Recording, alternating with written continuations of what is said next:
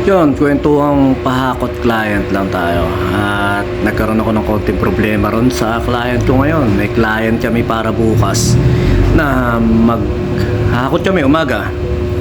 At ilang araw na rin na kausap natin yon. Ang nangyayari kasi, nagbabago-bago na schedule.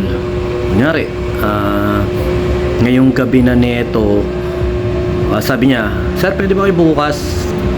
Nag-okay na kami, okay na po kami, ma'am, na ganito. Tapos mamaya-maya na naman gabi, "Ay, sir, ano na po, bukas na lang po pala, sa ano na lang po pala, sa Thursday na lang po pala kasi parang hindi aabutin ng, hindi po pwede yung ngayong Wednesday, ngayong araw, Wednesday, yung lilipatan nila." Nagkasundo na kami para bukas. At ang nangyari, ngayong hapon na gabi, nag-chat si ma'am na sabi ni ma'am, "Sir, pwede ba ngayong gabi?" Pwede lang naman. Maganda naman tanong ni ma'am. Ang nangyari, ang paliwanag ko kay ma'am, "Ma'am, tsaka ako, pasensya na po, medyo ka ako malayo yung panggagalingan ng mga magbubuhat, maghakot. Kaya ayan ang problema ko pag ang mga tagabuhat ko malalayo sa akin. Kasi nga, syempre tinutulungan natin yung mga kamag-anak natin na pwede natin mahugot. At gusto nga natin na gano'n. Ang problema nga, dahil nasabihan ko na sila na sila ang hahakot, hindi naman ako pwedeng kumuha ng basta-basta na kung sino yung isasama ko ngayong gabi. Pwede naman talaga ako ngayong gabi. Yun na nga nangyari. Hindi ko kinuha ngayong gabi para yung kausap ko para bukas na maghahakot. Sila yung kasama ko humakot. Gano'n na nga nangyari. Sabi ko dun sa client, "Ma'am, gano'n niya, na hindi po kami pwede ngayon dahil malayo nga yung mga kasama ko ang hahakot." At ganito nangyari. Nag-chat ako ron sa kasama ko para bukas na, "Tito Bembol, Tito ganito, na baka hindi tayo matuloy bukas pa kasi yung client natin ngayon humanap ng iba na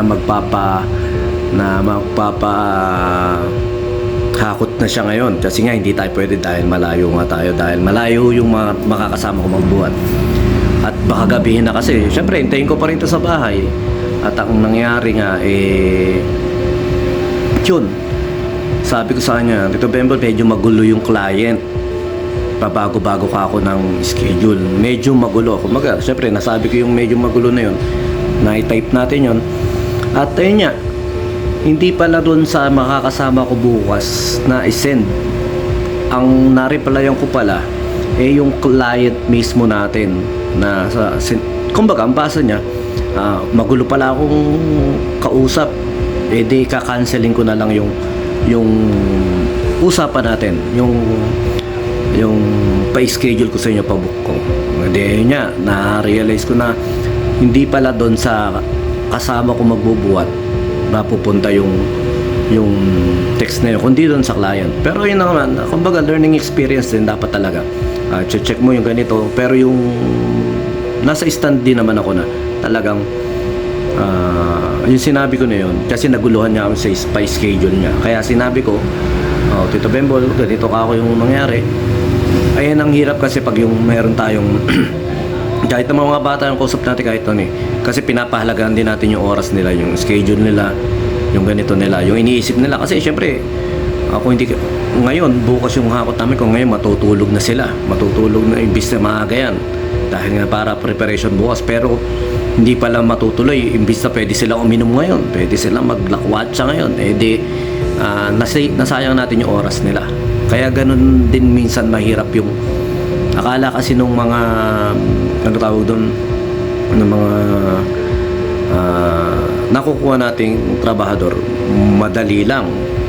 Sa totoo lang, madali lang gagawin nila, buhat lang. Ako, ang gagawin ko, pakikipag-transaction, pakikipag-usap sa client, pakikipag-deal sa client, pagdadrive, pagkakamada, pag-iintindi pag may nasira sa sasakyan. Ayun nga, dahil nga minsan sa pagpapahalaga natin sa mga kasama natin, meron tayong konting error nga, katulad ng pagsasalita. Pero kasalanan ko yun. Dahil nga, na-send ko ron sa client natin.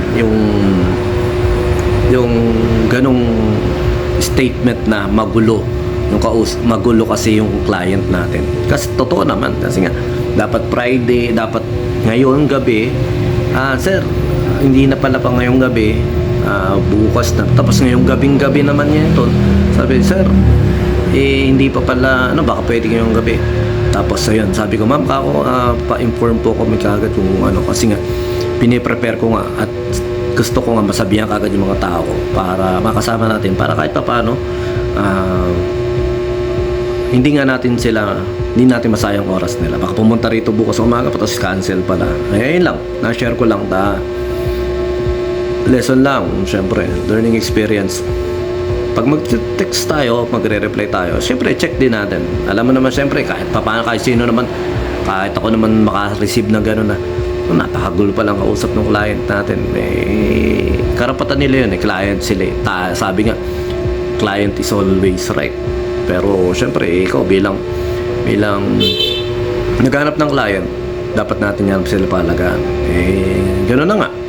At di ko alam kung ano yung reply niya, pero humingi ako ng pasensya kay ma'am, pasensya na po ako, hindi ko ako sinasadya na sabihan ko yung magulo. Pero sa totoo lang naman po, kasi yung schedule po kasi natin, pinaliwanag ko, schedule ka ako na ganito, nabago po, tapos sabi niyo po ganito, nabago na naman po, tapos ganito, nabago na naman po. Tapos ngayong gabi, nagsabi kayo na baka pwede ngayon.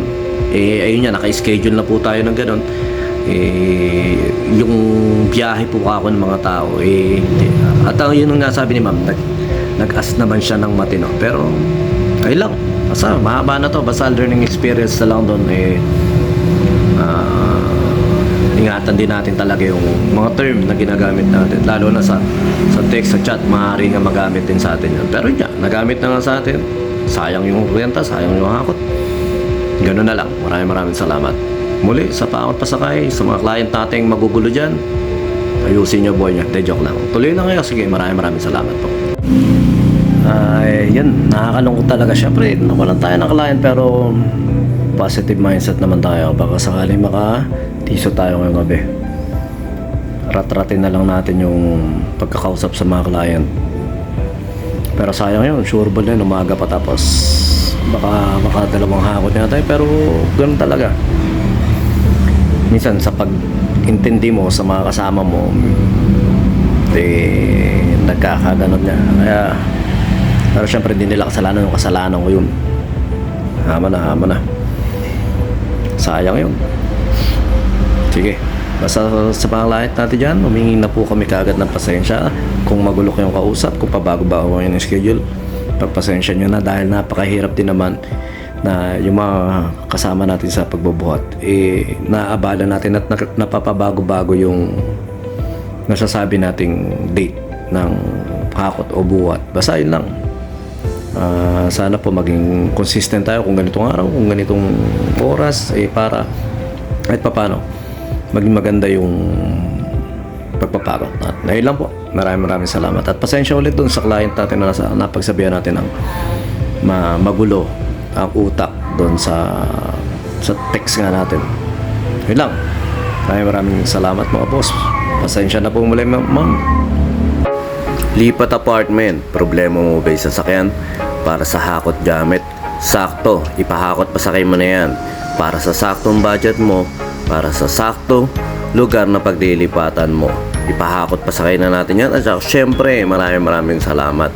Meron din po tayong sounds and lights, medium lights and sounds. Pa-like at pa-share, pa-follow, pa-subscribe na rin po ang aming mga pages, lalo na po ang Pakot Pasakay at saka medium lights and sounds. Maraming salamat sa mga tropa natin dyan at sa mga client natin nagla-like, nag-share, nagpa-follow, nagko-comment sa ating mga posts at saka sa mga video na sinashare po natin. Maraming salamat po.